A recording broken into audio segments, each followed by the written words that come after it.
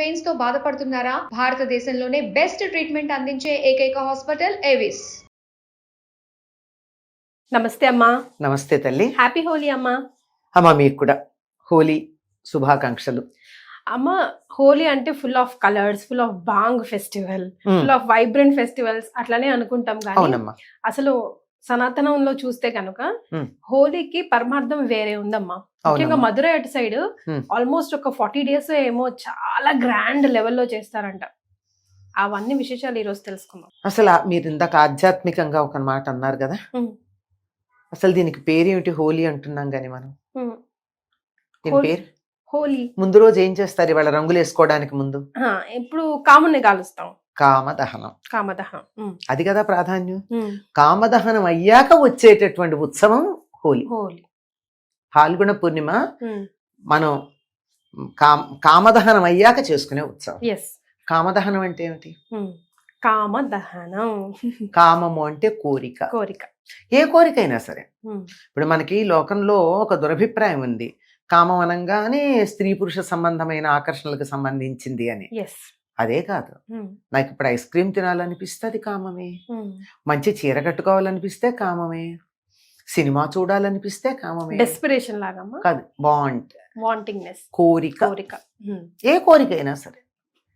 ఇటువంటి కోరికలు ఏమైనా ఉంటే వాటన్నింటినీ వదిలేసాయి. అప్పుడు ఏమవుతుంది? ఈ కోరికల్లో మనకి హానికరమైనవన్నీ తగలబడిపోయి మనకు అవసరమైనటువంటి ఉంటాయి. కోరిక లేకుండా చెప్తాను, తేడా ఉందమ్మా. నీడ్స్ అండ్ వాంట్స్ అని ఉన్నాయి ఇంగ్లీష్ లో. నీడ్ అంటే ఏమిటి? అవసరం. వాంట్ అంటే కోరిక. రెండిటికి తేడా ఉందా? ఆకలేస్తే అన్నం తినడం నీడ్, ఫలానా అన్నం తింటాను అనుకోవడం కోరిక. మనిషి బతకడానికి అవసరాలు తీరితే చాలు. కోరికలు మనని అనవసరంగా లేనిపోని ఇబ్బందులకు గురి చేస్తాయి. మనిషి కోరిక లేకుండా ఎట్లా? ఇప్పుడే అడిగావు, కోరిక లేకపోతే ఎట్లా అని. కోరికలు ధర్మబద్ధమైన ఉండడంలో తప్పులేదు. నాకు ఆకలేసినప్పుడు అన్నం దొరకాలి అనుకోవడం తప్పులేదు. నేను ఉండడానికి మంచి మళ్ళీ అండర్లైన్ చేసుకోండి, మంచి ఇల్లు ఉండాలి అనుకోవడంలో తప్పులేదు. నా జీవితంలో సుఖం ఉండాలి అనుకోవడంలో తప్పులేదు. కానీ నేను కష్టపడకుండానే నాకు పంచభక్ష పరమాన్నాలు రావాలి, నేను ఏమాత్రం శ్రమ పడకుండానే బంగ్లాలో ఉండాలి, ఈ రోజుల్లో విల్లా అంటారేమో, ఉండాలి, అది కూడా గేటెడ్ కమ్యూనిటీలో విల్లాలో ఉండాలి, నేను ఏమాత్రం కష్టపడకుండానే నాకు అత్యున్నతమైనటువంటి పదవి రావాలి, ఇది అత్యాశలు. ఇట్లాంటివి లేకుండా నేను ఎంత ప్రయత్నం చేశానో అంత నాకు తీరాలి అని కోరుకోవడంలో తప్పులేదు. ధర్మబద్ధమైనటువంటి కామాన్ని మన శాస్త్రాలు ఎప్పుడూ కాదనలా. కామం కూడా ధర్మబద్ధంగా ఉండాలి. ఈ ఇల్లు బాగుంది గనక నాకు కావాలి అని మనసులో అనిపించడంలో తప్పు లేదు. అట్లాంటి ఇల్లు నువ్వు కట్టుకో సంపాదించి, అంతేగాని ఇదే ఇల్లు నాకు ఇస్తావా ఇవ్వవా, నాకు కావాలి ఇది న్యాయం. ఇప్పుడు నేను నాకు అమ్మేసే కాదు, నాకు అమ్మేసే, నేను చెప్పిన రేటుకి అమ్మావా గుడ్, అమ్మలేదా నేను తీసుకుంటా, ఇది తప్పు. దీన్ని ఒప్పుకోలేదు. కానీ అటువంటి ఇల్లు నేను కట్టుకోవాలని కట్టుకోవడంలో తప్పులేదు. ప్రతిదీ కూడా అంతే. అటువంటి ఏదైతే పనికిరాని కామం ఉందో ఆ కామాన్ని మించి ఇష్టం ఒకటి ఉంటుంది. ఇష్టం వేరు, కామం వేరు. అటువంటి కామం అవసరం లేనటువంటిది. మన ఊరికి ఆర్భాటానికి, ప్రదర్శనకి, నలుగురికి చెప్పుకోవడానికి, గొప్పలకి, దానికోసం ఉండే కోరికలన్నీ తగలబెట్టి మన అవసరాలని హాయిగా ఆనందంగా తీర్చుకునేటటువంటి పద్ధతికి వస్తే జీవితం కలర్ఫుల్గా ఉంటుంది. లేకపోతే ఏమవుతుంది? ఈ కోరికలు అనేటటువంటి మసి బారిపోతుంది. దాంతో లోపల ఉన్న దీపం బయటికి రాకుండా మినుకు మినుకుమంటూ ఉంటుంది. ఎప్పుడైతే అది పోయిందో అన్ని రంగుల కాంతులు మనకి చక్కగా రావటం జరుగుతుంది. కానీ మనం ఏం చేస్తున్నామమ్మా, ఇంట్లో ఉన్న ప్లాస్టిక్, పాత చినిగిపోయిన వస్తువులు, చెక్కలు, చారబాటాలు, అవసరం ఉన్నవి లేనివి అన్ని పడేస్తున్నాం. ప్లాస్టిక్ వేయకూడదమ్మా, ప్లాస్టిక్ వేయకూడదు. అంటే మనం మనసుని శుభ్రం చేసుకుని అక్కర్లేని కోరికలన్నీ పక్కన పారేసి, ఇది అవసరమా నాకు, నేను ఇప్పుడు అర్జెంటుగా స్విట్జర్లాండ్ టూర్ వెళ్ళడం అవసరమా నా ఆర్థిక పరిస్థితిని బట్టి ఆలోచించుకుని స్విట్జర్లాండ్ వెళ్ళాను. మన దేశంలో స్విట్జర్లాండ్ లాంటివి కొన్ని ఉన్నాయి కదా, అక్కడికి వెడతానని సర్దుకుని ఈ స్విట్జర్లాండ్ కోరికని హోలీ మంటలో పడేద్దాం. అట్లా మనసులో అక్కర్లేని వాటిని తీసేసినట్టు దానికి సింబాలిక్గా ఇంట్లో అక్కర్లేనివి తీసి పడేస్తాం. అంటే సంవత్సరం అంతా వాడినవి, నేను ఇంకోళ్ళకి ఇస్తే కూడా పనికిరానటువంటివి కొన్ని మనం ఇస్తే పనికొస్తాయి కదమ్మా.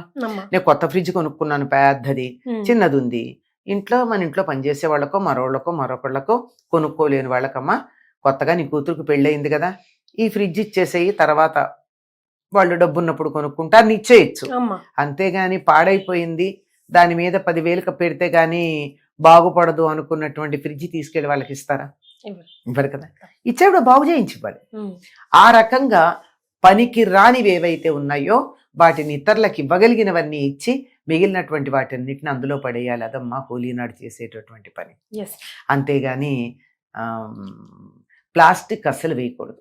అమ్మ ఒక రకంగా ఆలోచిస్తే సామూహికంగా చేసే ఒక యజ్ఞం లాంటిదే కదమ్మా, చాలా పవిత్రంగా కూడా చూడాలి. ఎందుకంటున్నానంటే తాగేసి దాని చుట్టూ ఆడేసి రకరకాలు చేస్తూ ఉంటారు కదా, చాలా తప్పమ్మ, అట్లా చేయకూడదు. దాంట్లో కూడా చాలా పవిత్రం. కామదహనం అంటే, కామదహనం చేసినటువంటి సందర్భంలో అక్కడ ఎవరున్నారు? కాముడు అంటే మన్మధుడు.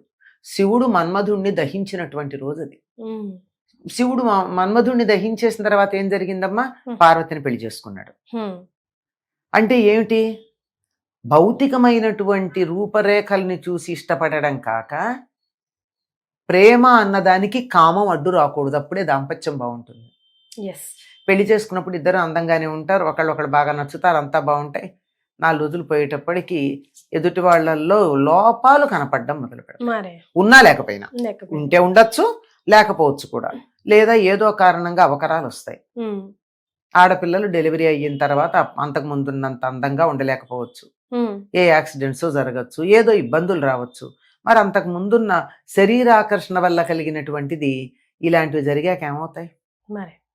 అందువల్ల ఈ శరీరాకర్షణని దాటి ఇద్దరు ప్రాణులు కలుస్తున్నారు అన్నగా ఉన్నప్పుడు మాత్రమే ఆ దాంపత్యం బాగుంటుంది. భౌతికమైనటువంటి రూపురేఖల్ని దాటి మనుషులకు పని ఆత్మ దాకా వద్దు.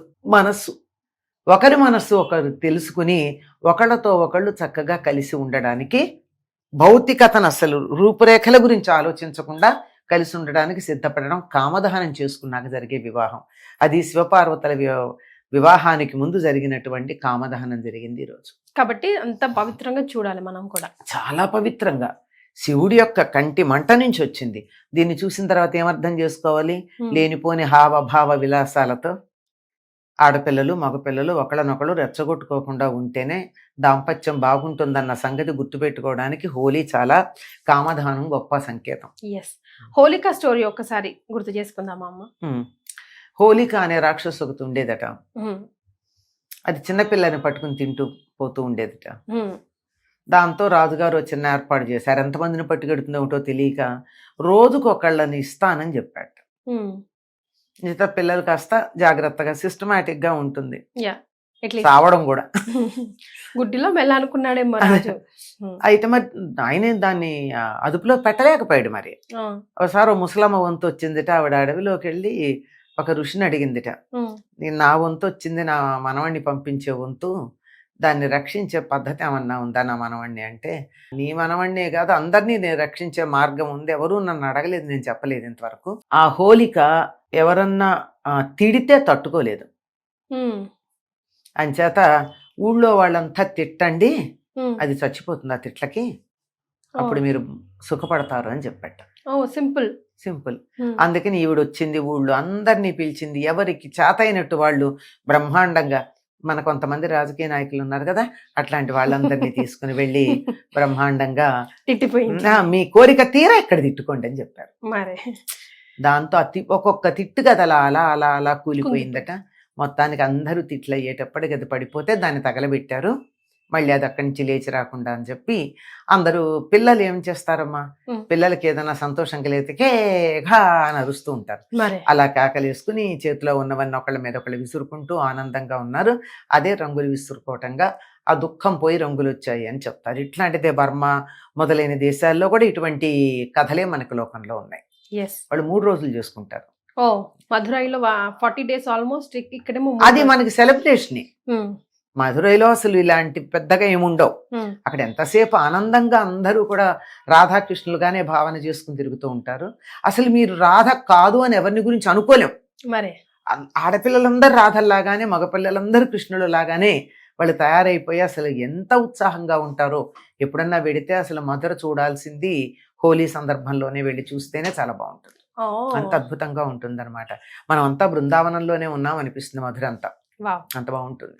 ఆ రోజు అంటే హోలీ రోజు ముఖ్యంగా పౌర్ణమి కాబట్టి స్పెషల్ గా మనం అమ్మవారి ఆరాధన గాని ఏమైనా లైక్ ఏ విధంగా చేస్తే బాగుంటుంది అంటారమ్మా? ఆ రోజు మామూలుగా చేసుకునే పాల్గొన పూర్ణిమ నాడు చదివితే చాలా మంచిదని నేను విన్నాను అమ్మ. ప్రతి పూర్ణిమకి కూడా చేసే పని ఏమిటంటే సూర్యాస్తమయం అయ్యే సమయానికి అంటే చంద్రోదయం అయ్యే సమయానికి తులసి దగ్గర పాలు పెట్టి, పాల మీద మూత లేకుండా పెట్టి లలితా పారాయణ చేసి చంద్రుడి వెన్నెల కిరణాలు అందులో పడేట్టుగా అప్పుడు దాంట్లో కొద్దిగా బెల్లం వేసి అది అందరూ తీసుకుంటారు. కొంతమంది దాన్ని అక్కడే చిన్న కుంపట్ లాంటిది పెట్టి దాంట్లోనే కొంచెం బియ్యం వేసి మొత్తం అంతా పరమాన్నంలాగా తయారు చేసేట్టు కూడా చేస్తారు. ఏది చేసినా అది అమ్మవారికి ఆవిడ శరత్చంద్ర నిభానన అని చెప్తారు కదా. అంతేకాకుండా ఆవిడ 16 కళలతో పూర్తిగా ఉంటుందని, అందువల్ల పూర్ణిమ నాడు అమ్మవారిని ఆరాధించటం, అందులో చంద్రోదయ సమయానికి ఆరాధించటం మరీ ప్రధానంగా చెప్తారు. ఇంకొక విశేషం మాత్రం ప్రధానంగా చెప్పుకోవాలి. పాల్గొన పూర్ణిమ నాడే సీతారాముల కళ్యాణం జరిగింది. కానీ మనం ఇప్పుడు చేయం కదమ్మా. చేసుకోవచ్చు, ఎవరొద్దన్నారు. మరి సీతారామ కళ్యాణం మనం ఉగాది తర్వాత చేస్తున్నాం. నవమి నాడు చేస్తాం. ఎందుకు చేస్తాం? ఎందుకంటే ఆయన పుట్టినరోజు గనక. దేవతామూర్తులకి ఇన్ని సందర్భాల్లోనూ కళ్యాణాలు చేయొచ్చు, శాంతి కళ్యాణాలు. మనం ఆ రోజు చేసుకుంటున్నాం. Right. Thank you so much అమ్మా. నమస్తే.